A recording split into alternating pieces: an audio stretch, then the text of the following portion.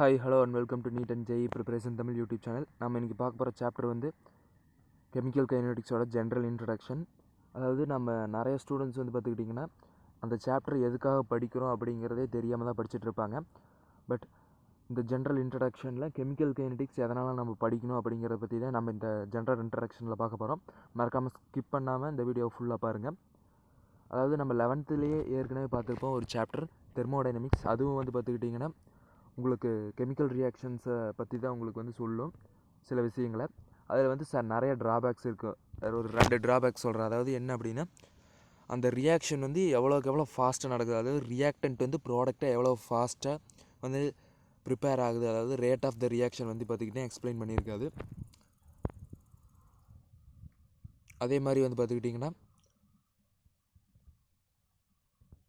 அந்த ரியாக்ஷன் வந்து initial stage final ஸ்டேஜ்னு 2 stage இருக்கும். அதாவது இனிஷியல் ஸ்டேஜ்னால் நம்ம ரியாக்டண்ட்டை வந்து ரியாக்ட் பண்ண ஸ்டார்ட் பண்ணுறது. அடுத்தது வந்து பார்த்திங்கன்னா ஃபைனல் ஸ்டேஜ் வந்து பார்த்திங்கன்னா ப்ராடக்ட் ஃபார்ம் ஆகுது. அந்த 2க்கு நடுவில் என்னென்ன மாதிரியான ஸ்டெப்ஸ் நடக்கும் அப்படிங்கிறத பற்றியும் தெர்மோடைனமிக்ஸ் வந்து சொல்லியிருக்காது. தெர்மோடைனமிக்ஸ் எதை பற்றி சொல்லியிருக்கு அப்படின்னா, ஒரு chemical reactions under given temperature of pressure டெம்பரேச்சர்லையெல்லாம் நடக்குமா நடக்காதா அப்படிங்கிறத பற்றி தான் வந்து பார்த்துக்கிட்டிங்கன்னா தெர்மோடைனமிக்ஸ் வந்து சொல்லியிருக்கோம். பட் கெமிக்கல் கைனடிக்ஸ் வந்து அந்த ரேட் ஆஃப் த ரியாக்ஷன், அதுக்கப்புறம் initial stage and final stage நடுவில் இருக்கிறத வந்து பார்த்துக்கிட்டிங்கன்னா என்னென்ன ஸ்டெப்ஸ் நடக்கும் அப்படிங்கிறத பற்றி கெமிக்கல் கைனடிக்ஸ் சொல்லியிருக்கோம்.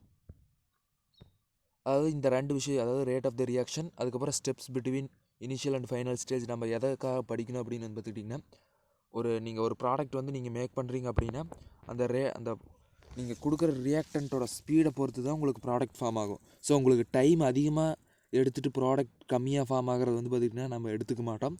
ஸோ ரியாக்டண்ட்டும் அதிகமான அளவு கொடுத்து ப்ராடக்ட்டும் அதை விட அதிகமான அளவு கிடச்சா தான் நமக்கு வந்து பார்த்துக்கிட்டிங்கன்னா நல்ல சாட்டிஸ்ஃபிகேஷன் கிடைக்கும். So rate of the reaction வந்து எவ்வளோக்கு எவ்வளோ அதிகமாக இருக்குதோ அவ்வளோக்கு எவ்வளோ நமக்கு டைம் வந்து சேவ் ஆகும். அதனால் ரேட் ஆஃப் த ரியாக்ஷன் பற்றி படிக்கணும்.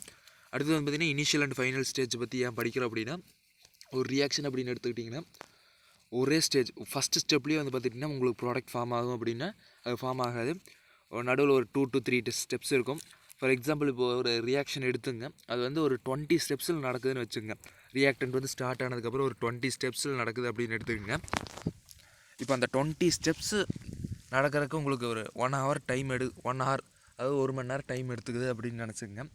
ஸோ இப்போ வந்து பார்த்துக்கிட்டிங்கன்னா எனக்கு ஃபஸ்ட்டு ஸ்டெப்லேருந்து ஆரம்பித்து 10th ஸ்டெப்பில் வந்து பார்த்துக்கிட்டிங்கன்னா எனக்கு ஆல்ரெடி அவைலபிள் ரியாக்டன்ஸ், அதாவது ஒரு ஏவும் பியும் சேர்ந்து வந்து சி அப்படிங்கிற ஒரு காம்பவுண்ட் வந்து ஃபார்ம் பண்ணும். ஃபஸ்ட்டு அந்த ஏவும் பியும் ஒன்று சேர்றப்ப சில காம்பவுண்ட்ஸ் வந்து ஃபார்ம் ஆகும்ல, அந்த காம்பவுண்ட்ஸ் வந்து எனக்கு ஏற்கனவே ஆல்ரெடி அவைலபிளாக இருக்குது. என்ன அவைலபிளாக இருக்குது அப்படின்னு வந்து பார்த்துக்கிட்டிங்கன்னா 10th ஸ்டெப்பில் வரக்கூடிய அந்த காம்பினேஷன்ஸ் ஆஃப் காம்பவுண்ட்ஸ் எல்லாம் எனக்கு அவைலபிளாக இருக்குது அப்படின்னா ஸ்ட்ரெயிட்டாக டேரெக்டாக அந்த காம்பவுண்ட்ஸே வந்து பார்த்துக்கிட்டிங்கன்னா ரியாக்டன்ஸாக வச்சுக்கிட்டு ஜஸ்ட்டு 10 ஸ்டெப்ஸில் வந்து பார்த்துக்கிட்டிங்கன்னா நம்ம ப்ராடக்டை வந்து கொண்டு வந்துடலாம். ஸோ அந்த 1 hour வந்து பார்த்திங்கன்னா நம்ம 1/2 hour 20 minutes 25 minutes நம்ம வந்து குறைச்சிடலாம்.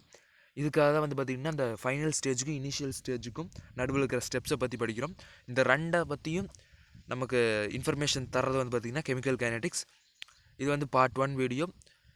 இந்த வீடியோ பிடிச்சிருந்ததுன்னா மறக்காமல் லைக் பண்ணுங்கள், ஷேர் பண்ணுங்கள், கமெண்ட் பண்ணுங்கள். மறக்காமல் NEET and JEE preparation Tamil YouTube சேனலை சப்ஸ்கிரைப் பண்ணி பக்கத்தில் இருக்க பெல் ஐக்கானை கிளிக் பண்ணி ஆல் அப்படிங்கிற நோட்டிஃபிகேஷனில் கிளிக் பண்ணிடுங்க.